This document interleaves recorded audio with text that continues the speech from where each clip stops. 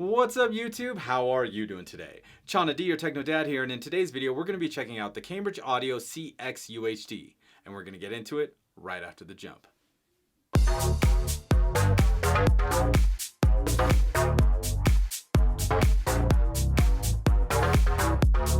And I'm back. Now if you're new to the channel and you want to learn about 4K, home theater and audio products and how to set them up properly, you should consider subscribing because I'm here to help. And don't forget to hit that bell so you get notified when I do a live stream to answer your questions or when the next video gets released. Well, now that housekeeping's out of the way, let's get into it. Alright ladies and gentlemen, so it finally arrived. The Cambridge Audio CX UHD came in last week, and there were some issues because it was actually sold out in quite a few places. I called like 7 different places and it was sold out. So finally it showed up in Crutchfield, so I picked it up from Crutchfield for $6.99. I'll put a link down in the description, but I want to let you know it again is sold out. And why is it sold out again? You might be asking yourself. Well, the whole year last year, 2017, pretty much, if you asked me which recommended 4K Blu-ray player you should buy, I would have told you the Oppo UDP-203. That was it. That was the one. That was the one. And everybody that wanted to spend $300 on the Sony or $250 on the Sony, I always told them, you know what? Wait like 2 or 3 more months and buy the Oppo. Okay? That's what I always said, and people were like, no, I don't want to spend $500-600 on just a Blu-ray player that has no streaming apps. And let's not get into like how many redundant, pieces of gear that we have that stream stuff. So anyway, that's really just not an issue. Bottom line is, earlier this year, Oppo went ahead and said they're going to close down all their 4K Blu-ray or, disc player line. They're still got cell phones going on other parts of the world. But for us that want to have like a great, solid 4K Blu-ray player, we're just kind of SOL. And, the prices are skyrocketing, going through the roof. Right now, I saw on eBay 2 brand new Oppo UDP-203 selling for around $1,100. So, if you were to ask me in 2018, Techno Dad, what do you recommend for 4K Blu-ray player? I would probably say the Cambridge CX UHD. And if you're asking yourself why, it's $6.99, so it costs more. Well, it's actually very, very close to an Oppo UDP-203. In fact, it's almost identical, like really, really close. We're splitting hairs here on how identical it is. Anyway, I got it Friday, and on Friday, I also got my delivery of 4K Blu-rays from this new rental place. It's called 4K Blu-ray For You. Now, I don't know if you guys were with Netflix when they actually shipped DVDs or Blu-rays to your house, but this is kind of the same idea. You have 1, 2, or 3 discs at your house, and then you just kind of put them in the mailbox, and you sign up for your next disc and that kind of situation. Anyway, this one is like brand new, and I am checking it out to review for you guys, so I'll have a full review in like a month after I use the service a little bit. But anyway, Braveheart in 4K and Baywatch in 4K came by on Friday along with the CX UHD. So over the weekend, I got it up and running, and I really just don't know why I'm still talking. Let's go see what's in the box. Alright, so the first thing I see on the box here, it says there are no cables in this. So you are going to need your own high-speed HDMI cable. And as soon as we open it up, we get the instruction booklet, and it looks like we've got a bag, okay? The unit is in a bag just like the Oppo was. Nice, same kind of bag, except this one says Cambridge Audio. I also see a bag for accessories. And in this accessory bag, we have an IEC power cable, 3-prong, and we get a remote. This one has a nice black metal face with a rubberized metal back. Really cool, nice and grippy remote. And we get 3 AAA batteries to power the remote. Now let's get this CX UHD out of the box. First thing I can tell you is this thing is built like a tank. It's nice and heavy, it's got that heft to it, very much like the Oppo 203.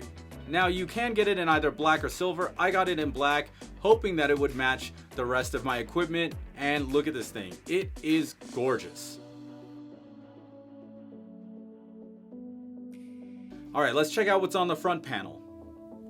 On the left we have a power button, and we have a couple of transport buttons. We have a rewind and a fast forward. In the center at the top we have the disc tray, and just below that we have the LED display.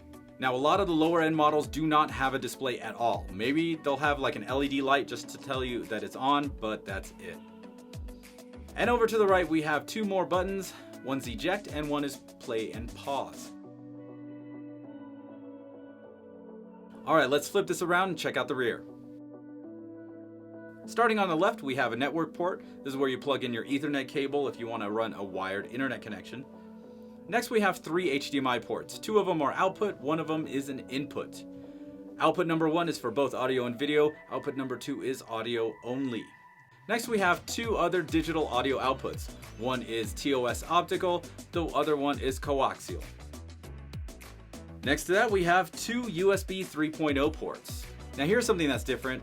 The Oppo has one USB in the front and two in the back. So we've gone down one USB with this unit, but I think they did that on purpose because the front just looks so nice. Like I think I like the way the CX UHD looks over the Oppo 203. Back to the video. Rounding out the connections on the back, we have an RS-232C connection, trigger in and out, and on the far right we have the IEC power port.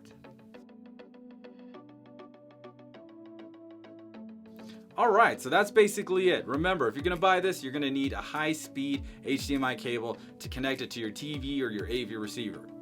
Speaking of which, let's connect it up, turn it on, and check it out. Yeah. When I turned on the CX UHD for the first time, I noticed that we have the same menu structure as the Oppo 203. But instead of the scenic images that change for every section, like on the Oppo, we have a picture of some dude.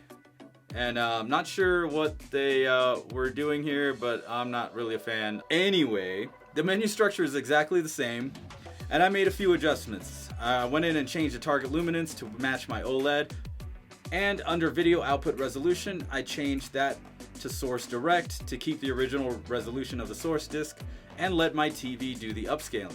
To connect to the internet, we need to go to network setup and change internet connection from Ethernet to wireless, and then hit scan, and then it'll walk you through connecting, you put in your password and all that. And once we connect, you can download the new firmware under device setup and then firmware upgrade. Alright, now let's move on to HDR. The CX UHD has no problems playing both Dolby Vision and HDR10. After the firmware update, I tossed in Braveheart 4K and got the Dolby Vision logo in the upper right corner. Next, I popped in John Wick 2, and I get the HDR logo for HDR10 in the upper right hand corner. So as far as HDR goes, right now we got the two that we need. As far as HDR10 Plus, I don't know if Cambridge Audio is going to put that in a firmware update. It's a possibility, along with Oppo. I wonder if they're going to do that as well, because that's a new format that's kind of coming around and being introduced into new Panasonic players. So I'd be surprised if they didn't add it to the Cambridge or the Oppo. We're just gonna have to wait and see. So all in all, I've had this for about a weekend, and it's pretty much on par with the Oppo 203. I actually like the exterior and the way it looks, and it's aesthetic. I think it's nicer. I think it's more high-end looking. I did take that British flag off of the front of it. I know there's a bunch of comments saying, hey, can we take the British flag off the front of the machine? Yes, the answer is yes, you can. One of the things I did notice is that the remote control does light up with the press of a button. Unlike the Oppo's remote, where if you just picked it up, the whole thing just turns on and it's pretty bright. However, I'm not sure I'm going to be using it that much because I do use a Logitech Harmony remote, so it's kind of like a non-issue there. The one thing I wish Cambridge would change, if they could, is that home screen image. I'm sure there's a way to change that because, come on. That's kind of lame there, Cambridge. I don't know what you guys were thinking there. Anyway, other than that, I think this player is really good, and I might even end up selling my Oppo 203 and keeping this. So I'm still trying to figure it out. I know a lot of people are like, well, the Cambridge doesn't have a DAC, and if you see my setup, I actually don't connect my Oppo via analog. It's HDMI for movies and I use the optical out to go to my Halo integrated when I'm listening to CDs or FLAC files off a thumb drive. So for me, it's not really a big deal that it doesn't have a DAC, and that is what Cambridge Audio actually says is the biggest difference, and you'll actually get a better picture and sound experience because it's all digital and there's no DAC or no analog circuitry to mess with that digital signal. So we'll see what happens in the coming months, and I'll figure out if I'm going to keep the Oppo or keep the CX UHD. Now, if you guys have any questions about this player or want me to look at something in particular, go ahead and leave them down in the comments below or hit me up on email and use whatever social media you like to use to contact me and ask me some questions. As you guys know, I'm going to keep this for about a month and see what I like, what I don't like, and if I'm actually going to sell my Oppo 203. Well, that's pretty much it for this video. If you liked it, go ahead, smash that like button, and don't forget to subscribe to my channel using the button in the middle of your screen. Once again, my name is Chana D. I'm your Techno Dad, and I'll see you next time.